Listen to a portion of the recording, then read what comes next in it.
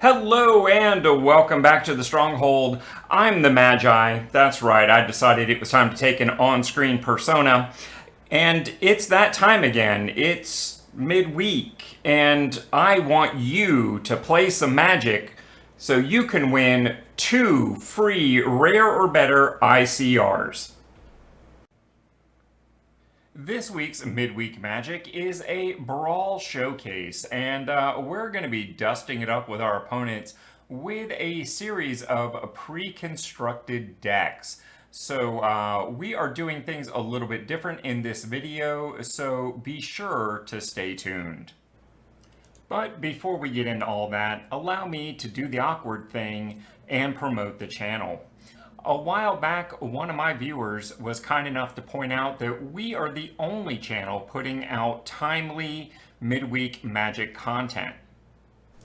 So be sure to subscribe right here at the Planeswalker Stronghold for all of your future midweek magic needs, because we will be bringing you a deck list or strategy every single week. So what do you say we put all this aside and just get to that? So it's been a pretty inescapable fact that these midweek magic videos do a little less well when there's not a deck list to present. So this week I'm going to try and do things a little bit differently. I'm going to open up the video with the simple strategy that you need for this Brawl showcase in order to maximize both your ICRs as well as your fun, because after all, this is a game. And then I'm going to move into a Brawl budget deck list that I've been wanting to share for a little while. So hopefully this video is going to have something for everyone. And speaking of something for everyone, I'm assuming that a lot of you out there are already familiar to Brawl, but there is also some of you that this may be your very first experience playing Brawl on Arena. And for you, I have the basic rules for Brawl up on the screen. Feel free to read through those at your leisure.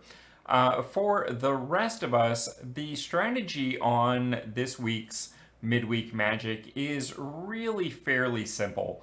Brawl was originally conceptualized off of the EDH Elder Dragon Highlander format, which of course was founded on the concept of being casual and fun.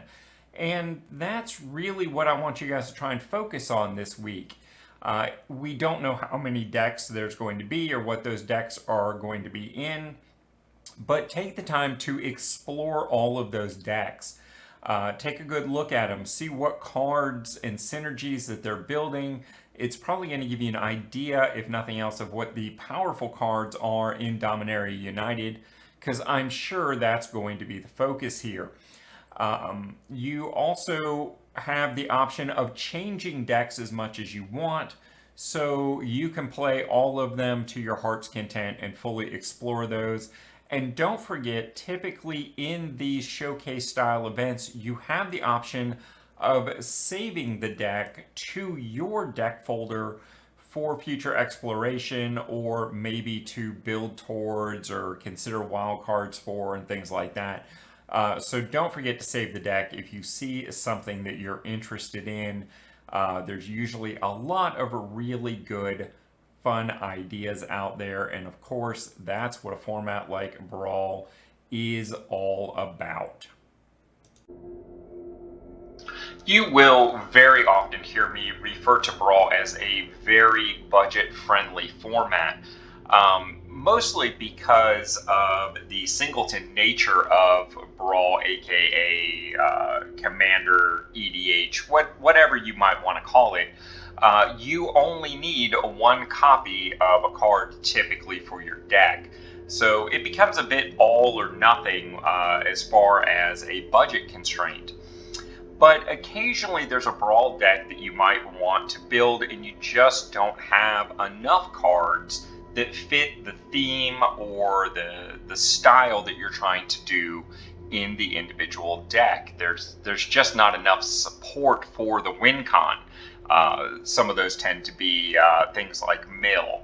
That's a very hard concept to pull off in Brawl, not only because there's just not that many individual mill cards and they tend to build on synergies, but also because historic Brawl is a 100 card format, making it that much harder to mill out your opponent.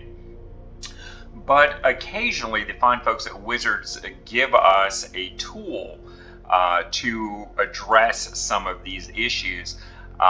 A most often common card that allows you to break the rule of 4 or the singleton nature of Brawl. That would be cards like Persistent Petitioners that allow you to have any number of copies of this in your deck. So in Brawl, you're not restricted to 1. In a normal, rotating, competitive deck, whatever, you're not restricted to 4. You can run as many copies as you want, which has actually led to Persistent Petitioners being banned in some formats because of it becomes a little overpowered in things like Pauper, for instance. This makes for a very nice tool, particularly from a budget perspective, to help you fill in the gaps of an underdeveloped deck concept. These also in Arena, you only need 4 copies in your collection, and then Arena just gives you the nod and you can add as many of them to your deck as you want. Unlike IRL paper Magic, where you would actually need to go find 30 copies of Persistent Petitioners.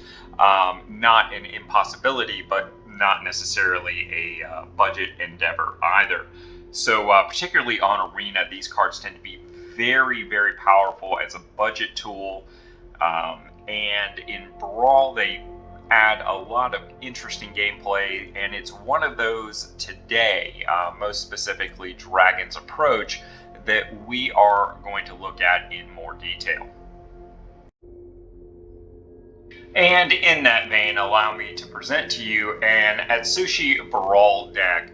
I think everybody this year is familiar with Atsushi. It's one of our mythics from our new player experience. So right off the bat, we're starting with a card that I absolutely know you have. It's fun.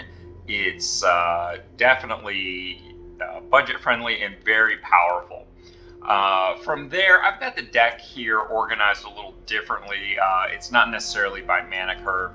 This second copy here is pretty much all removal. One of the concepts you'll find in this deck is you are trying to survive the early turns and not take too much damage. And to do that, you need to be able to sweep away or spot removal your opponent's early threats so you can get to the mid game and do what this deck does. Not going to go over every single card here. Obviously things like Dragon's Fire, Scorching Dragonfire are in here for somewhat thematic reasons. Also, a card like Frostbite is honestly the only reason I'm running Snowlands in this deck, and we'll talk about the mana base a little later on. So you can very easily mix and match cards here based on what your individual collection has at this point. Pretty much anything that is along the lines of red goes boom will do here. One special note, Lightning Bolt has been made available to us as a rare, and it is pretty much only usable in Brawl. So if you're not a huge Brawl player or you're not 100% sold on the format yet, I'd hold off on any kind of wildcard use on this. Otherwise, it's an absolute staple and probably the best red removal spell ever printed. From here, the second, third column, depending upon how you're looking at it, this is all card draw. And you've got Tome of Legends here, which is a commander-specific card. Obviously, it really only does anything in Commander. So again, maybe hold off on the wild card if you're not 100% 100% all in on Brawl yet. Mind Stone, on the other hand, is one of those staples for just about any control deck, and probably worth the wild card. I think it's an uncommon, if memory serves. Some of the symbols are a little hard to tell. Maze Mind Tome was a recent printing. A lot of you guys that have been on Arena for a while are already going to have copies of this card. But a very nice card draw option. And in the long term is definitely worth the wild card slot. From there, I've got some fillers like Cathartic Reunion and You Find a Prisoner, just because those are pretty low-hanging fruit, a common and uncommon, but could easily be replaced with similar card draw effects or upgraded based on what's in your collection.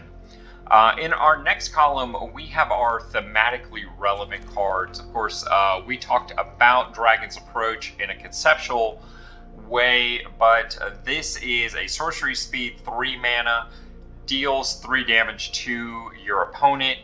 You may exile 4 cards named Dragon's Approach from your graveyard. If you do, search your library for a dragon creature card and put it onto the battlefield. That is by far the most powerful part here. And of course, the deck may have any number of cards named Dragon's Approach. For this deck, I'm running 30. This was just available for draft in Strixhaven, which just rotated in Historic, so I know there's a lot of folks out there. Otherwise, this is not 30 common wild cards, it's 4, because once you have 4 copies, again, you can run as many as you want. Smoldering Egg is part of the current year new player experience for the 2023 budget year. So I know you have it. It fits very, very nicely in theme. You can drop it on turn 2, and then you've got all of this first column removal stuff. Not only does this create a defense for your ground-based opponents coming in, but also creates a longer-term threat of creating a flyer. And you've got tons and tons of instants and sorceries to enable that exchange. Minion of the Mighty is a rare, and maybe not the sort of thing you want to invest a wild card in unless you're very into this deck, but it is very on theme. Whenever it attacks and has total power 6 or greater in the attacking party, you may put a dragon card from your hand onto the battlefield tapped and attacking. So it just thematically fits so well. And since this just rotated into Historic and was recently very draftable in Standard, this was an easy card to pick up in a draft because a lot of people were not building around this in Limited. So I know a lot of you guys are going to have at least 1 copy, but if you're brand new, again, consider how you use your wild cards for long term.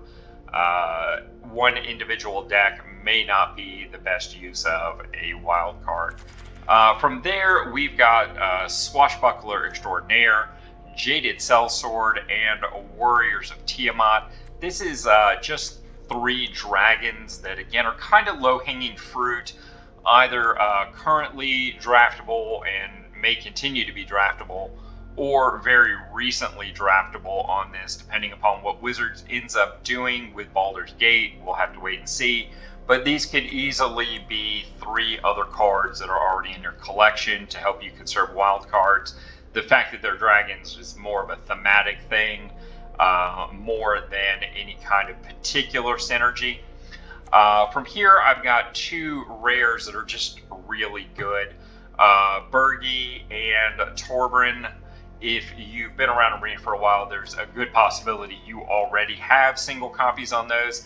If not, there's no particular reason to have them in this deck other than they're just really good cards, and you could easily sub those out for any other really good card that's already in your collection. The last non-land column here is the Dragon Suite, and I've only got 4 slots here to make this very approachable, even for somebody who's still very new on Arena. And while I have picked some of my favorites here and some of the ones that I think are most approachable, namely Townraiser Tyrant, Goldspan Dragon, Terror of the Peaks, and Wrathful Dragon. These have been very approachable through various methods, from opening packs in your easy Innistrad set to things that were in last year's New Player Experience, the year prior's New Player Experience, and Wrathful Dragon, of course, is in Jump-In on one of the Alchemy-based decks. But again, there's no particular magic to these 4 dragons, and you could certainly run more or less dragons depending upon how your collection looks. And there could be totally different dragons that are in your collection that make more sense here to help you save wild cards. From here, we've got the mana base, and I've got a few random good cards in here, but if they're not in your collection, these top 3 could very easily just be mountains.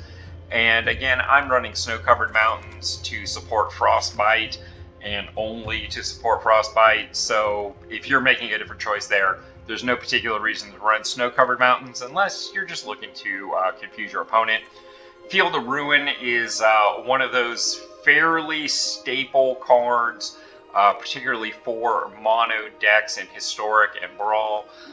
If you don't have one of these, I think it is currently accessible as a draft component or from the standard field. So if you don't have one, you probably will pretty shortly. I would not use a wild card at this point. I think it's just too easy to come by through normal means. From here, we've got some cards that kind of, I wouldn't say mana fix, because of course we're in a monocolor deck, but they're more of acceleration cards. Fearsome Whelp makes the dragons in your hand cheaper. Reckless Barbarian potentially allows you to shift 2 mana into a future turn. Arcane Signet, again, is less about color fixing because we're all red, but does allow you to do a bit of acceleration there into turn 3. Guardian the Idol similarly allows you to ramp up a bit, and also gives you a creature in an emergency situation if you need it. And of course, the appropriately colored Dragon Orb here allows you to accelerate, as well as potentially give your dragons haste if you are hard casting them using the orb. So that's the basic idea of the deck here, and it's meant to be very flexible and very approachable. I would think long and hard about spending pretty much any wild cards on anything in this deck. You definitely have Atsushi. A lot of these cards are very easy to come by, very accessible. It's all built around the idea of Dragon's Approach, so that may be a make or break decision point for your deck. Maze Mind Tome and Mind Stone and Tome of Legends, all really good cards. In some cases specifically for Brawl decks, and well worth some consideration for wild cards, if not now, at some point in the future. What's that? You didn't catch all that? Well, Matt would like you to know that any deck list applicable to this video can be found down in the doobly-doo. Hey, let's not forget, the whole reason to participate in these totally free midweek Magic events is the prize support is awesome. And don't forget, if this video gets just 10 likes by 8 p.m. tonight on the day of release, I will be live playing this on my Twitch channel. And with all that having been said, don't forget, smash that like button like Ronnie J would. And until next time, I'll see you in the arena.